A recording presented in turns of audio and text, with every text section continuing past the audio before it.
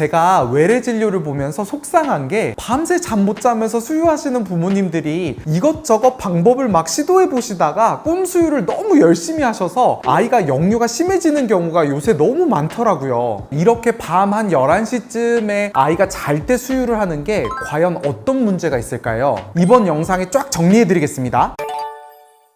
안녕하세요. 표쌤의 친절한 진료실의 표진규 원장입니다. 옆집 아이가 꿈 수유를 해서 돌인데 막 12kg가 됐대. 아니면 잘 먹던 우리 애가 갑자기 식사량이 좀 줄었는데 꿈수유를 많이 먹이면 애들이 많이 먹는데 등등 꿈수유에 대해서 한번 들어보신 적 있으시죠? 실제로도 많이들 꿈수유를 하고 계신 것으로 제가 알고 있습니다. 이렇게 아이가 비몽, 사몽 간의 수유를 하는 꿈수유, 과연 어떤 문제가 있으며 어떤 아이들에게 꿈수유를 하면 안 되는지, 또 반대로 어떤 아이들에게 꿈수유가 필요하며 올바른 방법은 어떤 건지 이번 영상에 쫙 정리해 드리겠습니다. 바로 가시죠.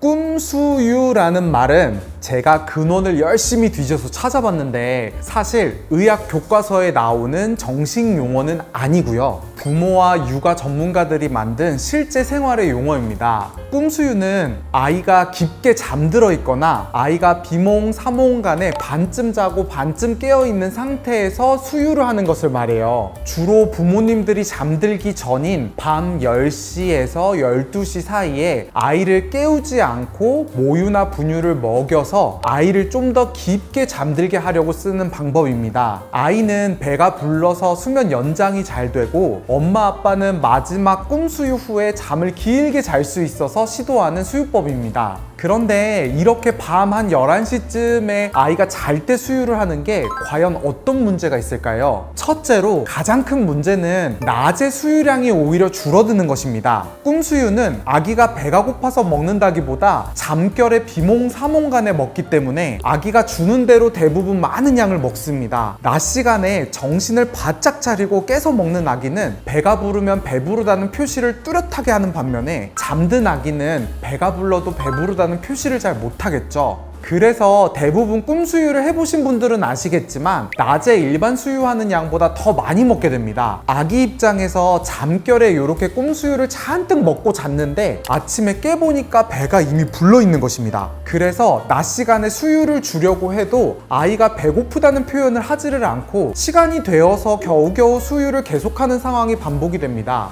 아이는 배가 고파서 적극적으로 젖 먹던 힘을 다해서 수유를 해야 되는데 꿈수유로 배가 이미 부른 아이는 낮에 수유를 주려고 해도 아이가 거부하는 상황이 쉽게 생깁니다. 흔히 낮에 수유량이 애가 너무 적어서 꿈수유를 안 할 수가 없어요 라고 말씀하시는데 실제로는 꿈수유가 있어서 낮에 수유량이 적어지는 것입니다. 그래서 요 꿈수유는 절대로 잘 크는 아이의 수유량을 늘리거나 아니면 체중을 늘리기 위해서 시행돼서는 안 됩니다. 둘째로 꿈수유의 문제는 역류가 심해집니다. 역류성 식도염 한번 알아보신 어른분들 밤에 우유 한 잔 벌컥벌컥 마시고 침대에 딱 누워보신 적 있으신가요? 보통 신물이 쫙 식도를 타고서 올라옵니다. 아기들도 마찬가지입니다. 자기 직전에 혹은 자는 도중에 수유를 많은 양을 잔뜩 하고 누워버리면 신물이 자꾸 위로 올라오게 됩니다. 제 경험상 꿈수유를 많이 하면 초반에는 아이가 진짜로 배가 불러서 잠을 푹 오래 잘 잘 수가 있습니다. 그런데 이게 일주일, 2주일, 한 달이 넘어가면 아이가 새벽에 슬슬 오히려 잠을 더 깨고 못 자고 자주 깨기 시작합니다. 이게 역류가 점점 심해져서 신물이 올라와서 속이 계속 불편해서 깨는 것입니다. 그래서 특히나 체중이 많이 나가고 역류가 심한 아이들은 꿈수유를 하지 않는 것이 좋습니다. 세 번째 문제, 아이가 꿈수유 없이는 잠을 못 자는 아이가 될 수 있습니다. 이게 수면 연관 행동이라고 하는 것인데 엄마가 무언가를 입에 물려주지 않으면 아이가 잠에 들지 못하게 되어버리는 것입니다. 꿈수유는 아무리 오래 하더라도 6개월 전에는 끊어야 되는데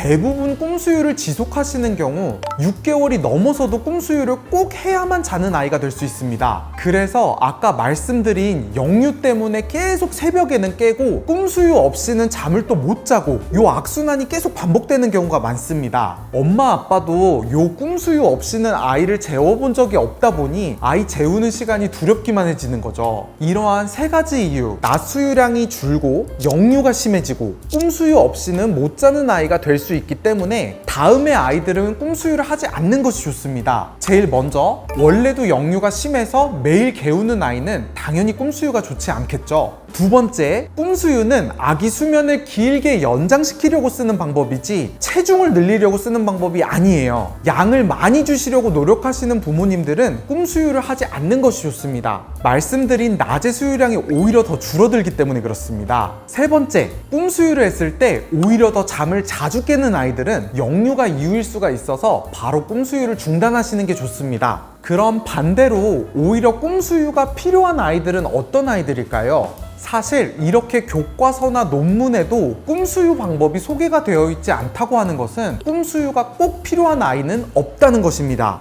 다만 만으로 한 3개월에서 6개월 사이의 아이가 새벽에 너무 자주 깨서 부모님이 밤새 잠을 못 주무시는 경우에 한번 시도는 해볼 수가 있습니다. 물론 꼭 아이가 역류가 심하지 않아야 하고 체중이 많이 나가지 않는 아이들이어야 합니다. 다시 한번 강조합니다. 꿈수유는 체중을 늘리려고 하는 것이 아니라 수면을 연장하기 위해서 쓰는 방법입니다.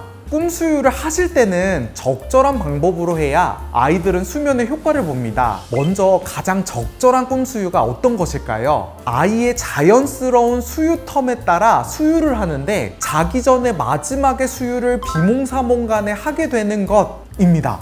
조금 헷갈릴 수도 있는데 이게 무슨 말이냐면 아이가 통잠을 푹 자고 있는데 11시에 막 자는 아이를 억지로 들고 먹이는 게 아니라 아이가 10시에서 12시 사이에 좀 뒤척거리고 살짝 배고프다고 깼을 때 평소 수유량과 비슷한 양, 오히려 아니면 적은 양의 수유를 시키고 수면을 이렇게 연장하는 것이 가장 좋습니다. 임의적으로 아이를 많이 먹여서 푹 재워야지가 아니라 아이가 밤늦게 살짝 설잠을 깨면 그때 수유를 하시는 것입니다. 이렇게 적은 양 수유를 하고 트름을 살짝 시켰을 때 설잠을 깬 아이가 빠르게 다시 잠이 들었다고 하면 적절히 수유를 한 것입니다. 또 이런 꿈수유를 지속했을 때 아이가 새벽에 점점 많이 깨는 일이 없다고 하면 적절한 양을 먹이고 있는 것입니다. 또 한 가지 팁을 드리면 아까 왜 꿈수유 없이는 못 자는 아이를 만들지 않으려면 사실 수유하는 도중에 완전 잠이 들어버리면 안 됩니다. 아이는 비몽사몽간에 수유를 하고 트름을 시킨 후에 잠드는 게 가장 바람직합니다. 자, 제가 딱 정리해드리겠습니다. 꿈수유는 밤 10시에서 12시 사이에 아이가 비몽사몽한 채로 수유하는 것을 말한다. 꿈수유는 낮 수유량이 줄 수가 있고 역류가 심해지고 꿈수유 없이는 못 자는 아이가 될 수가 있다. 그래서 역류가 심하거나 체중을 늘리기 위해서 수유를 하거나 꿈수유 후에 잠을 점점 자주 깬다고 하면 꿈수유를 하지 않는 것이 좋다. 마지막, 가장 바람직한 꿈수유는 아이가 설잠이 깼을 때 그 텀에 맞춰서 소량을 먹이는 것이다 입니다. 제가 외래 진료를 보면서 속상한 게 밤새 잠 못 자면서 수유하시는 부모님들이 이것저것 방법을 막 시도해 보시다가 꿈수유를 너무 열심히 하셔서 아이가 역류가 심해지는 경우가 요새 너무 많더라고요. 수면의 문제는 무조건 꿈수유가 정답이 아니라 적절한 수면 교육이 먼저입니다. 꿈수유가 수면의 무조건적인 해답이 아니라는 거 꼭 기억하시고 부모님들 모두 파이팅 하시기 바랍니다. 이상 표쌤의 친절한 진료실의 표준기 원장이었습니다. 안녕.